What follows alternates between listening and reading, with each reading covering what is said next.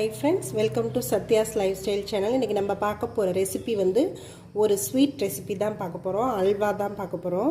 இந்த அல்வா வந்து நம்ம நார்மலா வந்து கோதுமை மாவு இதெல்லாம் வச்சு பண்ணாம பால்லாம் எடுத்து பண்ணாம நம்ம ஒரு ரூட் வச்சு பண்ண போறோம். இது வந்து மரவள்ளி கிழங்கு வச்சு பண்ற அல்வா.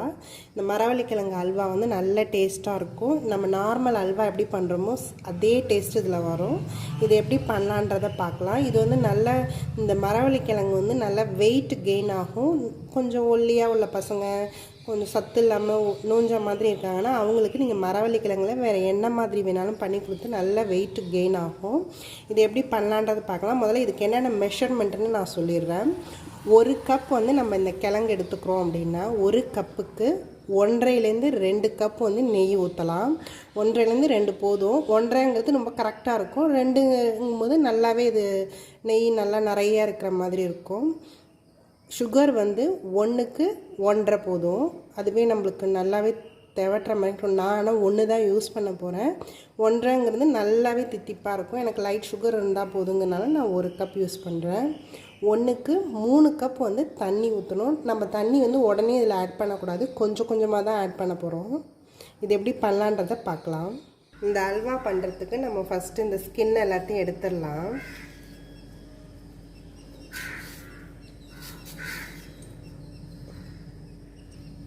இந்த கிழங்கு வந்து நான் இந்த கேரட் துருவுற இதில் வந்து நான் துருவி எடுத்துக்கிறேன் ஃபுல்லாகவே.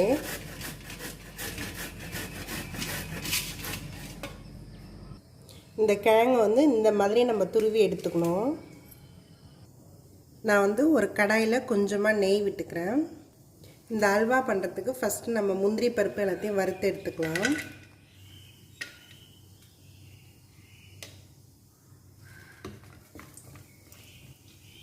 இது நல்லா ப்ரௌன் ஆகிடுச்சு. இதை நம்ம எடுத்துடலாம். இப்போ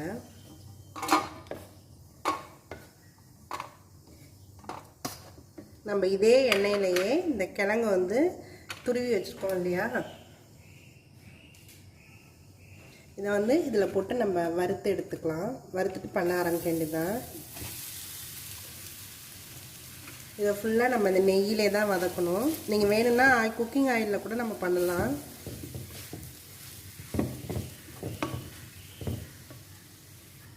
கொஞ்சம் நெய்யில் நல்லா இதை வதக்கின பிறகு தான் நம்ம இதை தண்ணி ஆட் பண்ண போகிறோம்.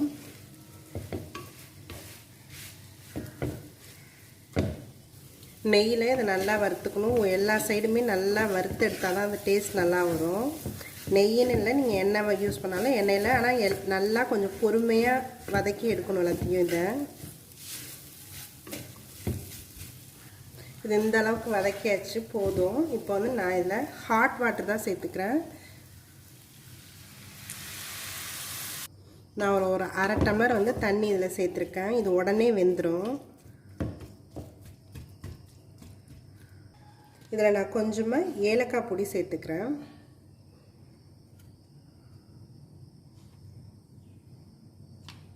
இது நல்லா கொதிக்க ஆரம்பிச்சிருச்சு. இப்போ வந்து இதை நம்ம க்ளோஸ் பண்ணி வச்சிடலாம். இது வந்து நல்லா ஒரு 5 மினிட்ஸ் வந்து இது நல்லா வேகிறதுக்கு நல்லா சிம்லேயே வச்சிடலாம். நம்ம இது 5 மினிட்ஸ் கழித்து இது ஓப்பன் பண்ணலாம். இது நல்லா 5 மினிட்ஸ் ஆயிடுச்சு. இது நல்லாவே வெந்திருக்கும். இது நல்லா வெந்துருச்சு. நம்ம வந்து 1 கப் வந்து இந்த கிழங்கு எடுத்துருக்கோம் அப்படின்னா 3 கப் வரைக்கும் தண்ணி இதில் ஆட் பண்ணோம். நான் ஃபஸ்ட்டு ஒரு 1/2 கப் தான் சேர்த்தேன். நடுநடுவில் நான் தண்ணி ஊற்றிருக்கேன். நான் ஆனால் சுடு தண்ணியாக தான் வச்சு ஊற்றிருக்கேன். இப்போ வந்து நான் கொஞ்சமாக இதில் குங்குமப்பூ வந்து பாலில் கரைச்சி வச்சுருக்கேன். அதை ஆட் பண்ணிக்கிறேன்.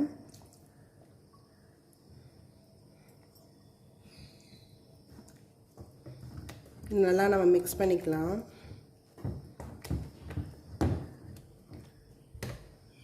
நான் கொஞ்சமாக நெய் ஆட் பண்ணிக்கிறேன். 1 கப் வந்து அந்த கிழங்குக்கு நம்ம வந்து ஒரு 1.5 கப் வரைக்கும் நம்ம எண்ணெய் எடுத்துக்கலாம், நெய் எடுத்துக்கலாம். நீங்கள் ஆயிலும் கீயும் மிக்ஸ் பண்ணி கூட இதில் ஊற்றிக்கலாம். 1 கப் கிழங்குனா 1.5 கப் வந்து சுகரு, 3 கப் வந்து தண்ணி ஆட் பண்ணிக்கணும். 1 கப் வந்து நான் சுகர் ஆட் பண்ண போகிறேன். நீங்கள் உங்களோட விஷ், நீங்கள் நல்ல ஸ்வீட் வேணும்னு நினச்சிங்கன்னா 2 கப் கூட ஆட் பண்ணிக்கலாம். எனக்கு 1 கப் போதும். ஈக்குவலாக இருந்தாலே கரெக்டாக இருக்கும்னால நான் 1 கப் தான் சுகர் இப்போ ஆட் பண்ண போகிறேன்.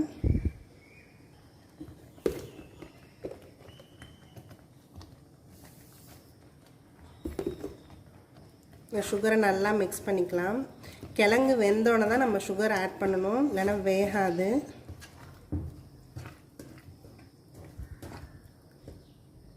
நான் கொஞ்சம் ஆயில் ஆட் பண்ணிக்கிறேன்.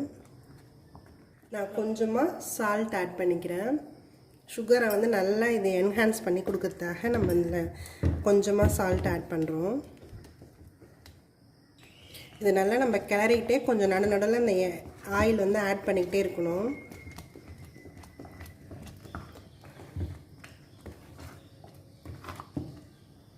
இந்த கிழங்குல வந்து நிறைய கார்போஹைட்ரேட் இருக்குது, அயன் வந்து கொஞ்சமாக இருக்குது.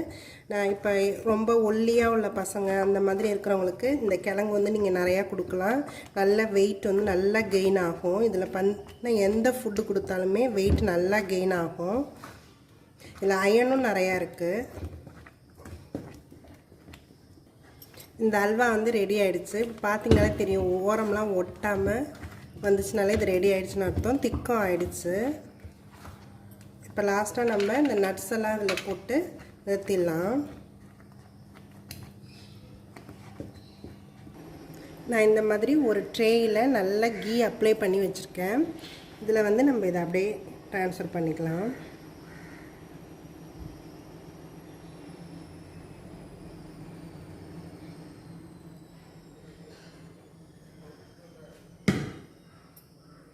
இது மேலே வந்து நம்ம நட்ஸை நல்லா தூவிக்கலாம்.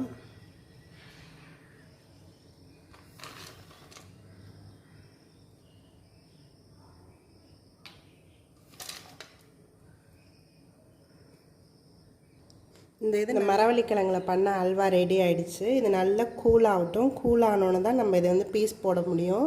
இது வந்து ஒரு 2 hours ஆகும் இது செட் ஆகிறதுக்கு. இதை நீங்களும் உங்கள் வீட்டில் ட்ரை பண்ணி பாருங்கள். நார்மலாக நம்ம எப்போதும் பண்ணுற மாதிரி இல்லாமல் கொஞ்சம் டிஃப்ரெண்ட்டாக இதில் ட்ரை பண்ணலாம். இது டேஸ்ட் நல்லாயிருக்கும். என்னோடய வீடியோஸ் எல்லாத்தையும் பாருங்கள். மறக்காமல் எங்கள் சேனலை சப்ஸ்கிரைப் பண்ணுங்கள். தேங்க்யூ ஃபார் வாட்சிங்.